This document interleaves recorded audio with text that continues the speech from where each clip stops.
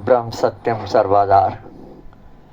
सतगुरु हृदय कमल विराज रहे, निज आत्म सत स्वरूप। उमड़े भाव अंतस में, मन बाणी आते अनूप। सतगुर हृदय कमल विराज रहे, निज आत्म सत स्वरूप। उमड़े भाव अंतस में, मन बाणी आते अनूप। तत्ज्ञानी सतपुरुष को, बंदिए बारंबार। मंगत नजर निहाल तिन, पल में करें उद्धार। तत्ज्ञानी सतपुरुष को, बंदिए बारंबार। मंगत नजर निहाल तिन, पल में करें उद्धार। ओम ब्रह्म सत्यम सर्वाधार। विचार माला भाग 11वां। विचार माया रूपी संसार। शब्द संख्या 58, 58। अवगत साधु सुनो विचार, तरवर फूटे एक तीन डार। अवगत साधु जिज्ञासा, जिज्ञासु साधक जो कुछ जानना चाहता है, अनुभव करना चाहता है, उसे विचार करने के लिए कहते हैं, सतगुरु कहते हैं, इस माया रूपी संसार जिसकी 3 डालियां हैं उस पर विचार करो। क्योंकि बिना संसार की असारता को समझे, संसार के माया रूपी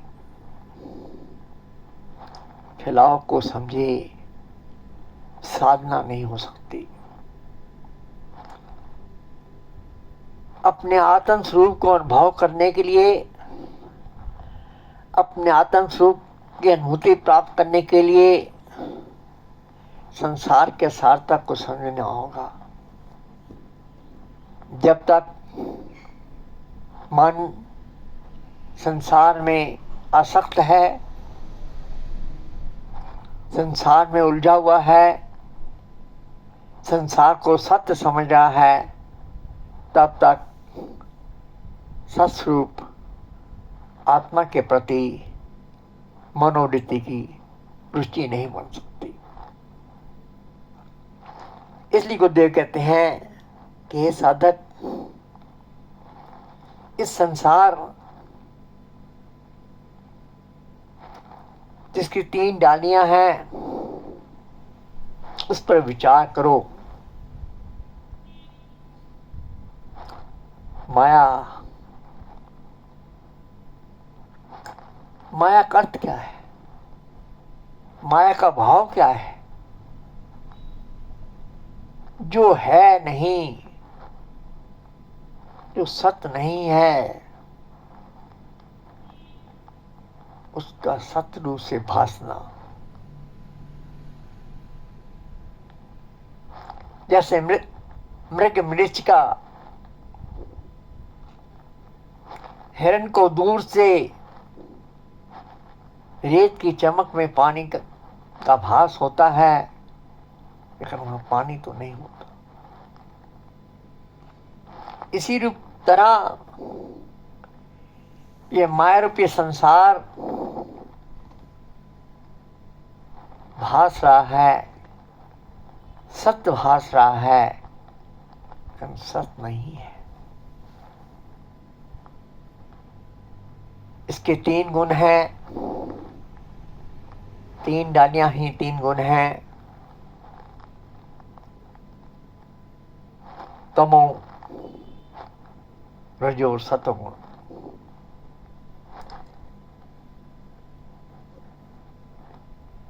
इस तरवर का अजब स्वरूप और इस मार्ग पे वृक्ष का अजब आश्चर्यजनक स्वरूप है। क्यों कि संसार जिस चेतन सत्ता की ये रचना है वो स्वयं ही अजब है, स्वयं ही वो अपार है। तो उस अपार पुरुष की जो ये रचना है, ये जो परछाई है, वो भी अजब और अपार ही हो। इसी को देव कहते हैं पाए पार ना मुनि मुनि भू। जब तक साधक साधना करते हुए किसी भी अवस्था में क्यों ना पहुंच जाए, किसी भी स्थिति में क्यों ना पहुंच जाए, जब तक शरीर को अपना स्वरूप समझ रहा है और जीव भाव से ग्रसित है, अपने और उस परम तत्व परमात्मा को जैसे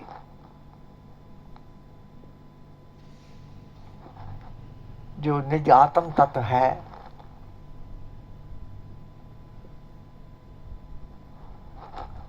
उसको अलग समझ रहा है,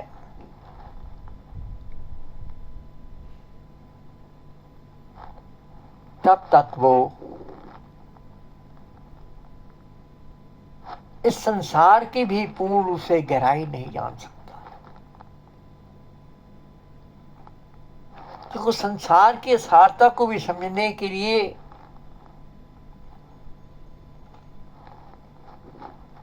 अपने सत्स्वरूप को समझना होगा।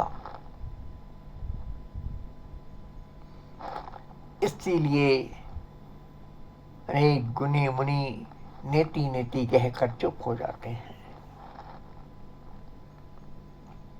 क्यों? उस शांति का धाम है,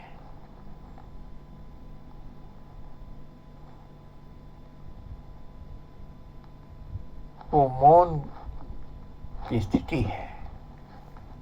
जब तक साधक उस स्थिति से नीचे आता है तब तक वो अपना अनुभव कह सकता है, लेकिन जैसे ही अपने स्वरूप के साथ मनोवृत्ति का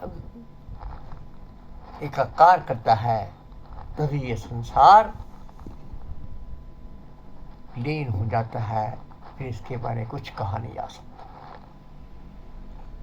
इसलिए गुरुदेव कहते हैं मद के डार फल 4 बजाए।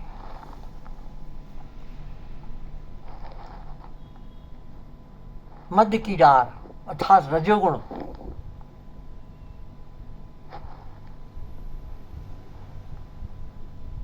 तमोगुण निष्क्रियता का घोतक है,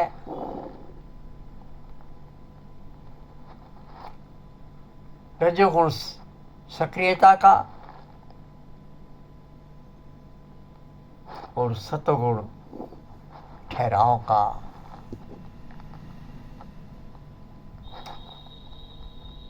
लेकिन संसार में रजोगुण प्रधान है क्योंकि सारा संसार कर्मों की दौड़ में दौड़ रहा है। संसार के सारे जीव कर्मों की दौड़ में दौड़ रहे हैं, इसलिए उस कर्म चक्र में चार पदार्थ धर्म, अर्थ, काम और मोक्ष, कभी मनोवृत्ति धर्म के कार्य करने में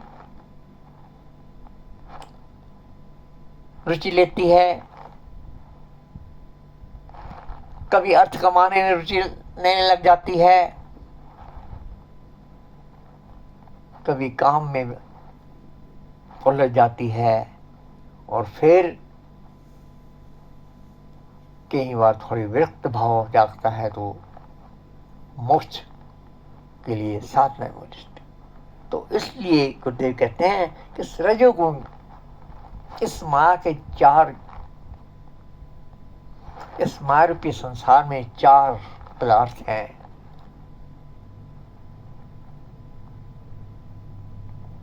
रजोगुण में गंध सुगंध रस फल अधिकाई, क्योंकि जब तक संसार में मनोवृत्ति उलझी हुई है, बाहरमुखी मनोवृत्ति उलझी हुई है, तब तक जो भी कर्म करता है वो चाहे धर्म के लिए करे, कुछ ना कुछ उसमें उसको रस मिलता है, स्वाद मिलता है।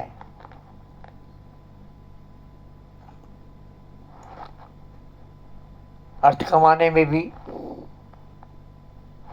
धर्म कमाने से अपने आप को धर्मात्मा समझता है, उस धर्मात्मा के अहम रूपी गंध का रस लेता है, अर्थ कमाकर अपने आप को धनवान समझता है, धन की गंध का रस लेता है, और काम के भी काम का रस लेता है, कामना का रस लेता है। इच्छाएं तो हर, और कभी कभी इन सब से मुक्त होने के लिए जो साधना करता है उसका रस लेता है। परस्पर सो फल रूप वटाए, इसलिए क्यों गुण आपस में वर्तते हैं, आपस में बदलते हैं, इसलिए मनोवृत्ति जो इन गुणों में उलझी हुई होती है,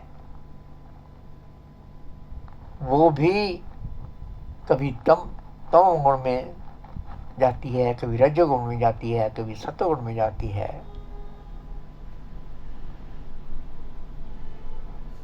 वो आपस में ही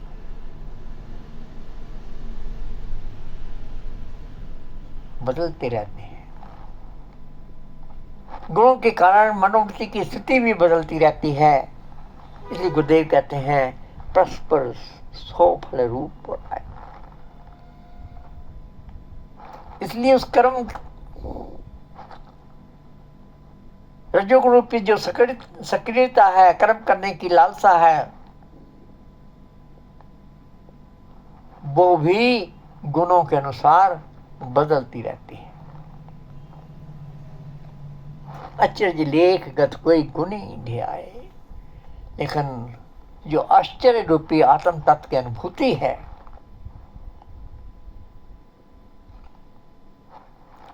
साधना करके अपने आत्म स्वरूप को अनुभूत करने का जो लक्ष्य है,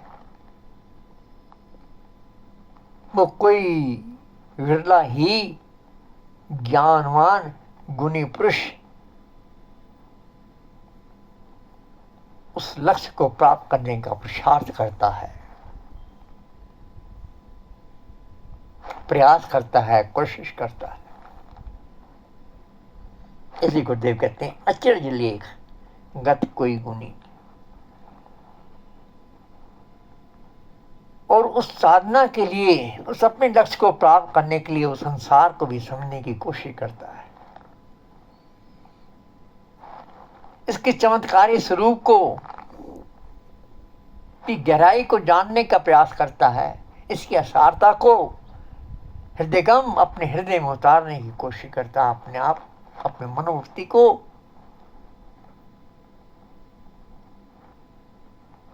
इसकी असारता का निश्चय दृढ़ करवाता है। अजब हैरानी देख कर आई, मूल बिना सो रहा समाई। और इस संसार का रूपी तरवर का, इस माया का, माया रूपी वृक्ष का कोई आधार मूल नहीं है।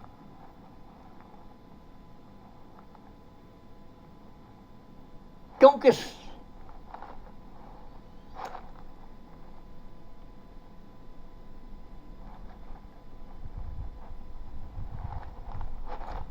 ये बिना आधार के ही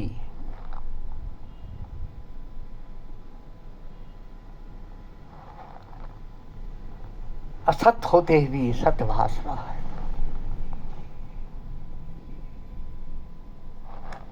आकाश पताल तिसका विस्तार, बिना जड़ पाती उससे।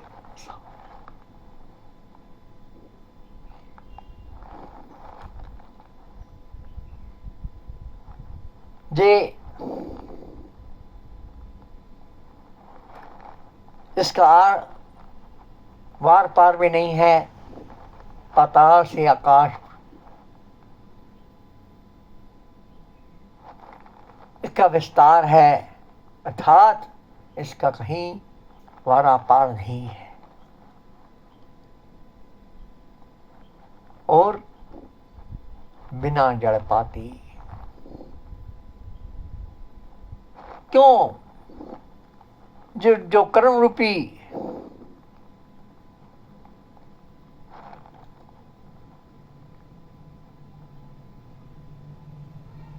फल है भी, उसका फल कब मिलेगा, कब मिलेगा, कैसे मिलेगा, इसका कोई पता नहीं।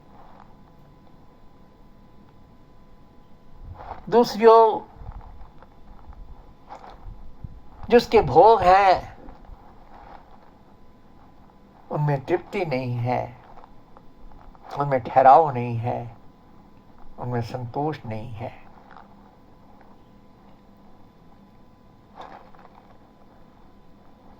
अनेक इच्छाएं, अनेक फूल तिसको आए, अनेक कामना और इच्छाएं पैदा होती हैं, अनेक प्रकार के भोगों की लालसा उत्पन्न होती है, लेकिन मनोवृत्ति कहीं ठहरती नहीं है। न किसी एक इच्छा में ठहरती है, न एक कामना में ठहरती है। कभी ये चाहिए, कभी वो चाहिए, क्योंकि इस संसार चलायमान है, चंचल है, इसमें ठहराव है ही नहीं। और जिस प्रकार संसार में ठहराव नहीं है, उसी प्रकार संसार में उलझी मनोवृत्ति भी बार बार अपनी इच्छाएं, कामनाएं बदलती रहती।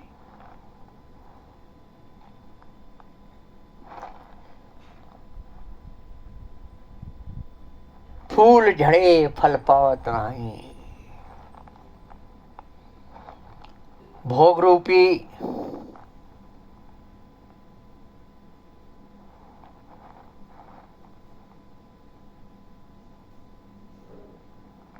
भोग भोगने पर भी तृप्ति नहीं होती।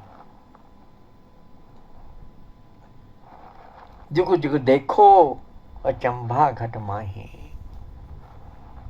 और युगों युगों तक इस खेल को अपने अंदर देख रहा है, अपने अंदर भोग रहा है, लेकिन फिर भी तृप्ति कहीं नहीं है, पूर्णता कहीं नहीं है, अपूर्ण है। पलक पलक चार दिशा विस्तारे, विस्माद को तक का ना पारा। मनोरथी कभी इस मायारूपी संसार में कभी इधर दौड़ती है, कभी उधर दौड़ती है, चारों तरफ दौड़ती है, लेकिन इस आश्चर्यजनक संसार का भेद नहीं। भेद अर्थात इसमें कहीं तृप्ति संतोष नहीं प्राप्त कर पाती, तृप्ति नहीं कर हो पाती, तृप्त नहीं हो पाती।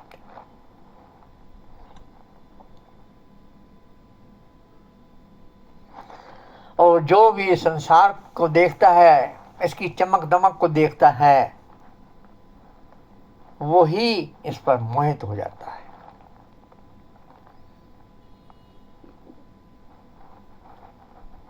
इसकी माया में उलझ जाता है और अपनी सारी सुध बुध भूल जाता है, अपने सत्स्वरूप को भूल जाता है कि मेरा स्वरूप क्या है, मैं हूं कौन।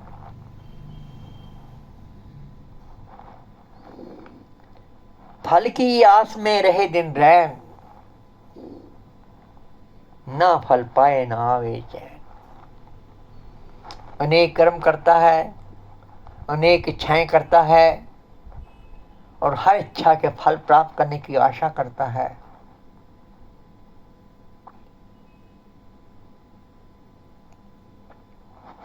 लेकिन दिन रात इसी में लगा रहता है, लेकिन ना तो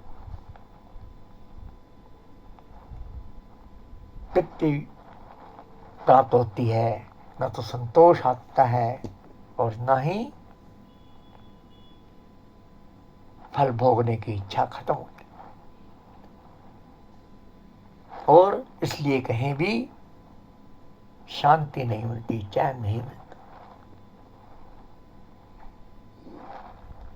देख खेल मन भया निराश। और इस संसार का चिररूपी खेल देखकर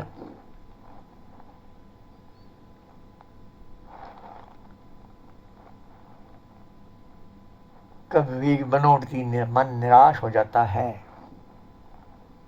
क्योंकि अनेक प्रयास करता है, अनेक कोशिश करता है, अनेक साधन करता है, संसार में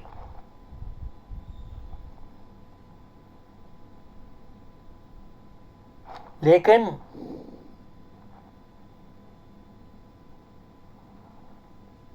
और जब इससे निराश होता है, लेकिन फिर भी इसे छूट नहीं पाता, और फिर साधक जीव चिंता करते रह जाता है कि कैसे इस माया रूपी तरवर वृक्ष से छूट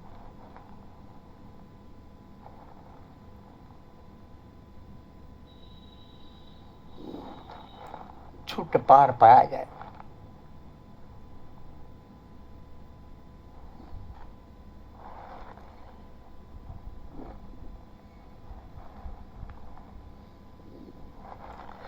गुरुमुख ज्ञानी कोई साधु आया तो गुरुदेव कहते हैं, गुरुमुख जो साधक जिसने अब गुरु की शिक्षा और दीक्षा पर अपने आप को निछावर कर दिया, गुरु की शिक्षा को अपना जीवन बना लिया और गुरु की दीक्षा में के अनुसार साधना करता है, और कर्क साधना करके इस भेद को प्राप्त कर लेता है, इस संसार की असारता को समझ लेता है। ये संसार 3 काल नाशवान है और संसार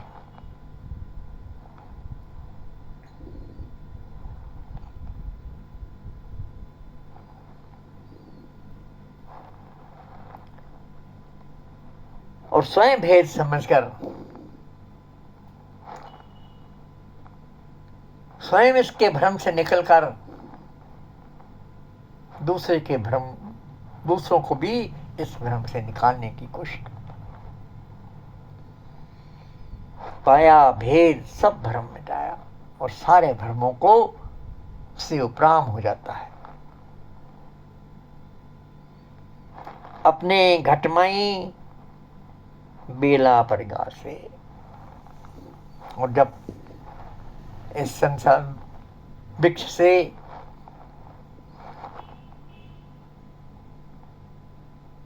इस वृक्ष के आसक्ति से, इस वृक्ष की मोह से जब अपनी मनोवृत्ति को अंतर्मुख कर लेता है तो वो देखता है कि वो सारा तो अपने अंदर ही है, स्वयं में स्वयं है। वो बेला